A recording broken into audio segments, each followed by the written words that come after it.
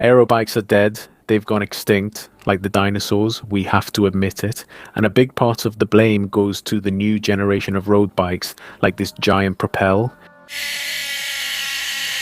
Until recently, an aero bike was understood to be a machine that allowed you to ride on the flat at a very high sustained speed. Professionals above 40 kilometers per hour and amateurs between 35 and 30 kilometers, depending on each person's level. A leaf. Well, so far everything's perfect, right? The thing with these classic aero bikes is that they had a geometry that didn't allow you to climb easily with them. Above 6%, they felt uncomfortable, and they were also ultra stiff, so piling up kilometers with them was a pain. And above all, there was the issue of weight. Personally, I've had aero bikes that in size M and in their highest end version weighed over 8 kilos. We're discussing bikes costing over 15,000 euros that are still current today, not from the past. That's where the new giant Propel comes in and changes everything we thought we knew. Why? Well, basically because we're talking about a super comfortable bike that you can rack up millions of kilometers on. A bike that has a geometry that lets you climb just as well as with a TCR, for example, which is Giant's pure climbing bike. But the most impressive thing is that the weight is 6.5 kilos in its highest end version. How is this possible?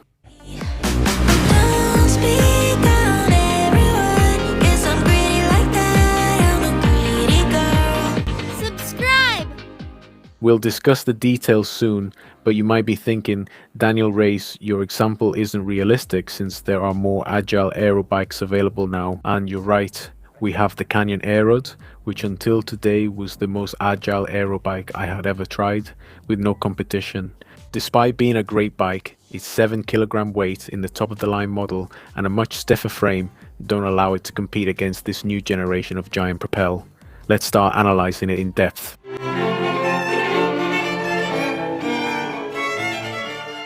The most obvious thing is the aerodynamics. This is where Giant makes an important claim.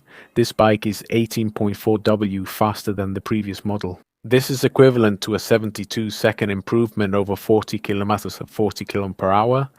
This is absolutely insane. How did Giant achieve this? By designing the bike as a complete system. The frame has been streamlined. You can see it in the head tube, the fork. But above all, there have been substantial improvements in the components. The new cockpit, very streamlined. The new Cadex wheels, also the Giant ones, and even the new Cadex tires.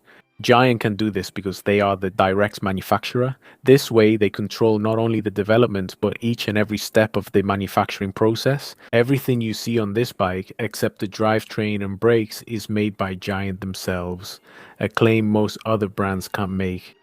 Additionally, Giant has a wind tunnel testing method known as GRISCA. With these protocols, they always work with a full body mannequin, life size and movable.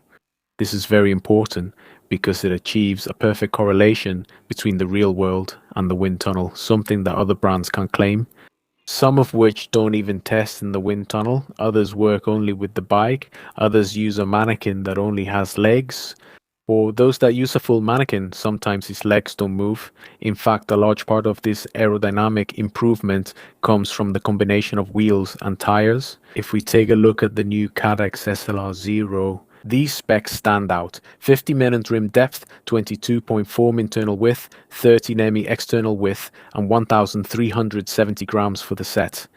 Hubs, flat carbon spokes, and hidden spoke nipples. If we go to the top of the line model, we find the new Cadex Max 50 with similar measurements, but by incorporating the highest end hubs, the weight is 1,250 grams. The new Cadex Aero tires are available in 28 mm width, also in 30 mm. They have an increased TPI up to 240 to try to reduce rolling resistance as much as possible. And on the other hand, they've added these aero notches, which I'll talk about later in the video and tell you what I thought of them.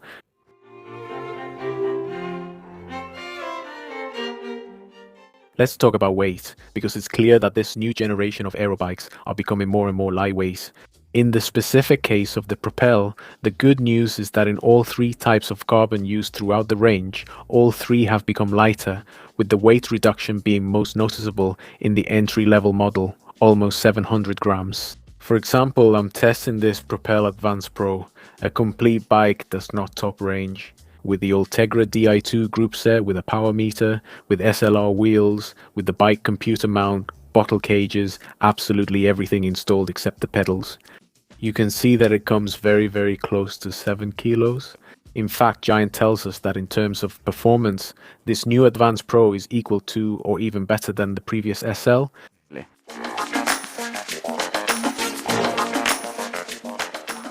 Is it possible to reduce the weight and increase the stiffness? Apparently, the new construction techniques at Giant's factory in Taiwan make it possible to achieve this milestone. This new manufacturing procedures were developed for the TCR, later implemented in the new Anthem, and here they are applied again in the new Propel.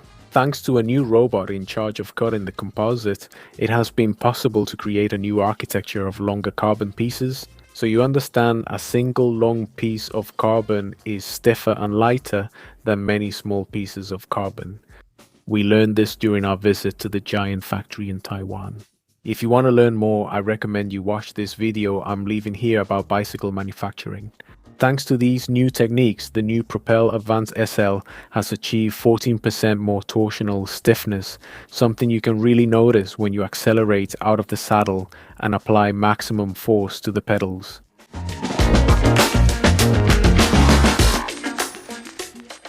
The engineers at Giant had an obsession: sustain high speed, and for that, they had to fight against fatigue buildup and gusty crosswinds. The absorption of the seat stays and integrated seat post has been improved by 25%. The absorption through the cockpit has improved by 15%. New handlebar geometry to make it easier to maintain the aerodynamic position. All of this is to try to keep the rider as fresh as possible for as long as possible. And according to Giant, the interaction between this new tyre and this new rim helps ensure that with gusty crosswinds, we don't experience as much instability on the bike. Honestly, during testing, I didn't encounter any gusty crosswinds, so I can't really tell you about that. What I can tell you is that something I don't usually mention about bikes, like the saddle, or if I do mention it, it's usually negative. But in this case, I want to give credit to this saddle from Giant's own factory because I found it extremely comfortable. Extremely comfortable.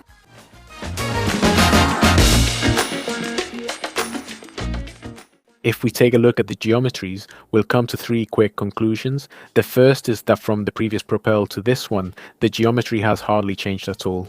The second point is that the seat stays. Their insertion into the seat tube has been lowered compared to the previous model to enhance the bike's responsive character a bit more. And the third point, if we compare this Giant Propel with other competing bikes, you'll see that more or less all road bikes are now converging towards very similar geometry numbers. The head tube angle might vary a bit, the seat tube angle might vary a bit, but more or less they're all there. Let's say with a geometry that's already quite mature.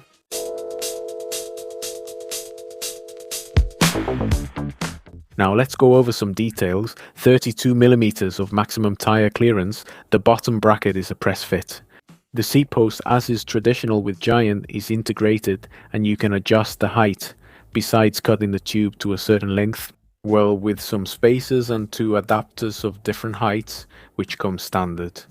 And the handlebar, the cockpit, there are also different options. I'll leave them down here so you can see all the measurements. But I'll tell you that it also comes with a trend that's already common, which is the handlebar flare, so you have a more aerodynamic position on top and the possibility to grip the lower part of the handlebar in a wider way, allowing you to control descents better.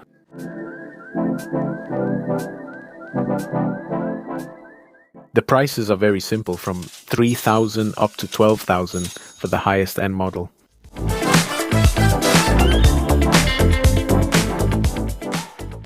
Let's move to your favorite part, pros and cons. I'll start with what I like most. And even though it may seem hard to believe we're talking about an aero bike, but I'm going to highlight the weight. The numbers speak for themselves, and I think it's really worth noting that Giant didn't just aim for an impressive number in their top of the line model, but actually reduce the weight across all the carbon frames in the new Propel lineup.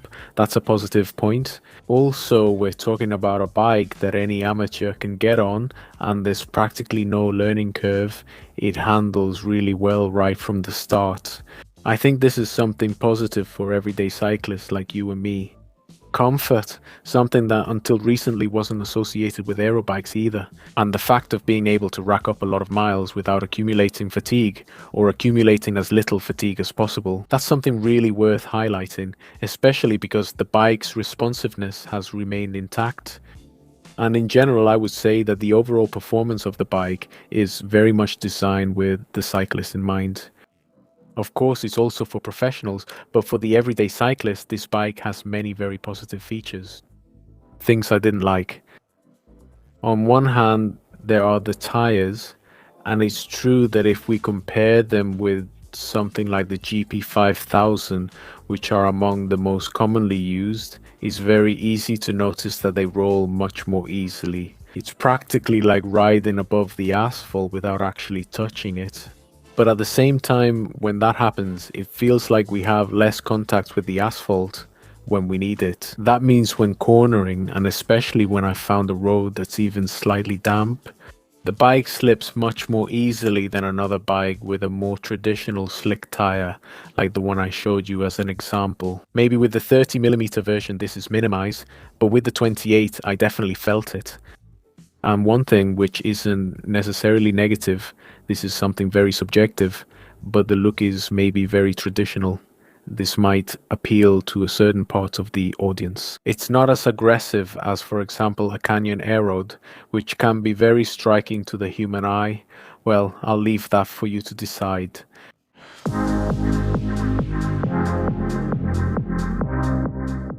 Pay attention to the conclusion, I think it's interesting. The approach that Giant is taking commercially with this new Propel is absolutely spot on from my point of view, because they have achieved the perfect balance between the requirements of the World Tour cyclists on their team and what we amateur cyclists like you and me really need. Unlike other brands that are releasing very extreme aero bikes, let's take the Colnago V4 RS or even the Factor 1 as examples. Bikes that require a high technical skill level to handle well in corners and a very precise biomechanical setup. These are bikes that are much stiffer, less comfortable. As I mentioned, in general, more extreme bikes designed so that only a World Tour rider can really get the most out of them. Here, Giant takes a different approach. They want the rider to obviously feel fast and have all their performance, but also for us to have that comfort. We have that easy way of handling the bike. The bike doesn't become a struggle for us, let's put it that way. And maybe going back to the analogy I made at the beginning with dinosaurs, at one point it was believed that dinosaurs went extinct, but what really happened is that they evolved into today's birds. Perhaps that's what we're experiencing with aero bikes now. Some are born to be versatile and more suitable for everyday people, like this Propel, and others are very extreme to meet the needs of World Tour cyclists. The truly extinct ones here might be the classic climbing bikes. I don't know, what do you guys think? Let me know in the comments. See you soon, be happy, bye, bye.